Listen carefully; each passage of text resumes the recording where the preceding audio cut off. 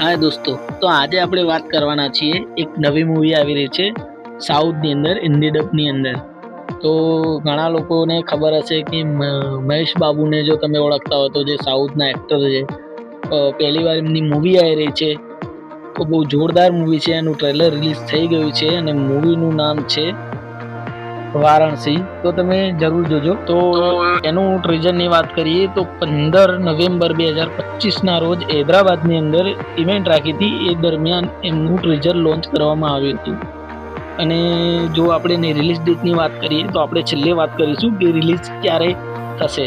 તો આ મૂળ ભાષાની વાત કરીએ તો કેટલી ભાષામાં મૂવી બનાવી છે, તો તેલુગુ, હિન્દી, તમિલ, મલયાલમ, કન્નડ ભાષામાં ડબ કરવામાં આવી છે. આ બધી ઘણી બધી મૂવીઓ છે કે જે આપણે તમિલ ભાષાની અંદર હોય તો એનું હિન્દી ડબિંગ કરીને લોન્ચ કરે છે, હિન્દી ડબિંગની અંદર બોલિવૂડમાં રિલીઝ કરે છે. તો એવી રીતે જ એક આ મૂવી છે. અને ખાસ વાત એ છે દોસ્તો કે આ ડિરેક્શન રાજા મૌલિકે કર્યું છે. તો તમને તો ખબર જ હશે, જે બાહુબલીના ડિરેક્ટર છે એમને જ ખુદ ડિરેક્શન કર્યું છે મૂવીનું. અને પહેલી વખત મહેશ બાબુ એક નવો રોલ લઈને આવી રહ્યા છે.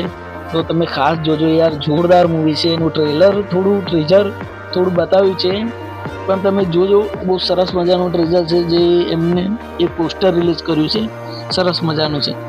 તો આપણે કલાકારની વાત કરીએ આની અંદર, તો મેન કલાકાર આપણે મહેશ બાબુ છે, જે હીરો તરીકે અંદર રોલ કરવાના છે. એમને રુદ્રા તરીકેનો એક રોલ છે, એક રોલનું પાત્ર કરવાના છે. તે પ્રિયંકા ચોપડા છે, જે હિરોઈનની આપણે વાત કરીએ તો મંદાકિનીનો એક મહત્વપૂર્ણ એક રોલ એમને ભજવ્યો છે. પછી એક વિલનની રીતે આપણે જોવા જઈએ, મુખ્ય ખલનાયકની રીતે, તો પૃથ્વીરાજ સુકુમારના કુંભ છે.